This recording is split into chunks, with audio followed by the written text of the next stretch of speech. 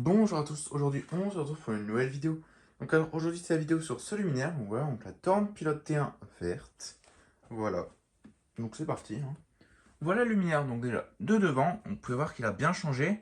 Déjà la vasque, on voit bien la lampe et tout, franchement c'est vraiment super. J'ai réussi à bien déjaunir la vasque, donc un peu les côtés qui sont un petit peu satinés. Mais bon, c'est pas très grave, le principal c'est surtout le devant. Et là il y a un endroit où il y avait du scotch, mais le problème c'est que je peux pas l'enlever sans rayer la vasque. Donc du coup, ça je pourrais pas l'enlever. Il y a encore des petites imperfections et tout, on dirait que c'est sale, mais en fait non, si je peux pas l'enlever. J'ai gratté avec le côté, l'arrière d'une éponge, donc le côté vert. Et dès que je gratte trop, bah ça commence à s'effriter, enfin pas s'effriter, mais ça commence à... Mon éponge déjà elle s'effrite parce qu'elle est déjà elle est vieille. Et puis ça commence à se rayer en fait, ça fait des rayures droites. Donc je préfère pas toucher, laisser comme ça. Ça, moi, ça me convient. Donc voilà le châssis donc refait. Donc la seule partie que j'ai oublié de refaire, c'est ici. Voilà, on peut le voir qu'ici c'est encore terni.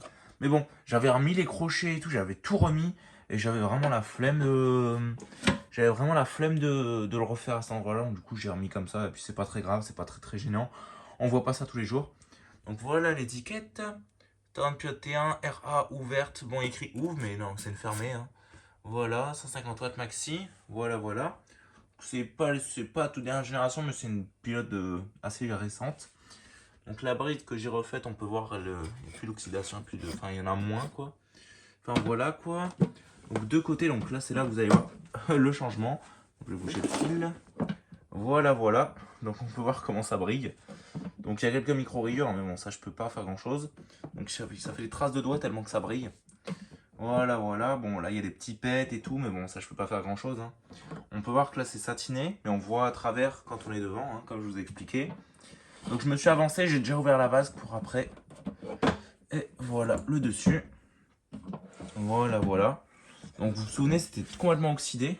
Voilà. Et là, c'est tout brillant. Voilà, l'autre côté. Voilà, donc c'est complètement brillant, on voit, c'est comme un miroir. Donc, j'ai retrouvé le laquage d'origine. Hein. Voilà, la couleur d'origine laquée, comme ça. Donc alors j'ai déjà ouvert la vasque, donc la vasque elle s'ouvre. Donc on va ouvrir le capot. Hop, pareil le capot est déjà ouvert. Comment est-ce que je vais faire? Parce que du coup, alors comme ça, hop, voilà. C'était un peu la galère mais bon c'est pas grave. Donc là du capot pareil qui brille, hein, on peut voir. Voilà donc dedans, hein, dedans le capot ça brille, dedans. Voilà. Donc alors dedans c'est un peu le bordel, c'est un peu n'importe quoi. Voilà quoi. C'est une pilote qui est de base non appareillée. Donc j'ai que le truc de la douille, voilà, qui est là. Donc du coup moi j'ai voulu l'appareiller quand même. Donc du coup le ballast, parce que je veux pas percer des trous là-dedans, hein, parce que c'est le châssis. Donc du coup j'ai mis le ballast comme ça, j'ai mis l'amorceur comme ça en vrac, avec le domino comme ça. Enfin tout est en vrac, j'ai juste câblé ça, hein, voilà. Donc ne suivez pas les couleurs si vous voulez reproduire mon câblage, parce que j'ai câblé tout en rouge.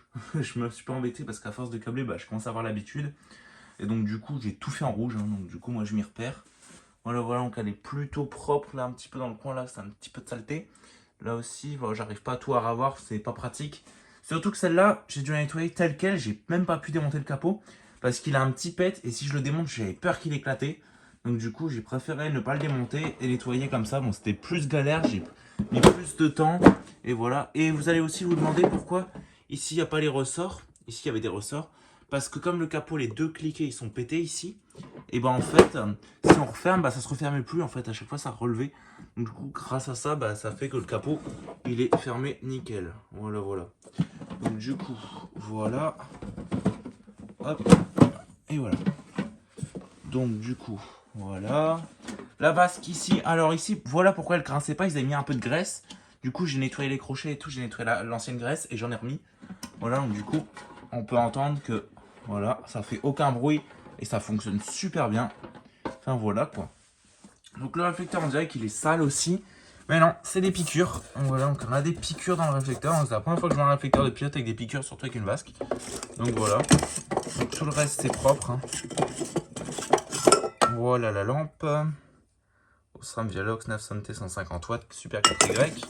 Bon, de toute façon, 150 watts ou 100 watts, ça change rien. Ça fonctionne très bien. que vous mettez une 150 ou une 100 sur un ballast 150 ou 100, bah ça fonctionne très bien, il n'y a pas de problème. Donc voilà quoi, donc là je vais essayer de la remettre voilà, comme elle était. Voilà, voilà, donc là on va refermer la vasque et on va passer au test.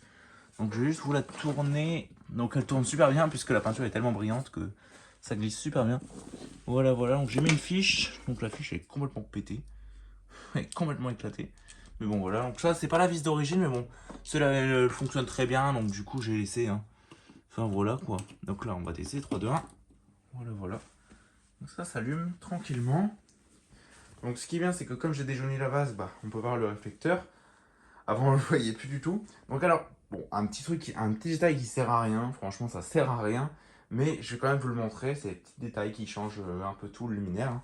Donc, prenez une vasque, mettons en métacrylate comme celle-là. Quand vous tapez dessus, voilà ce bruit-là. Mais une vasque en polycarbonate, j'ai remarqué que ça fait pas le même bruit. Voilà, ça fait un bruit comme ça.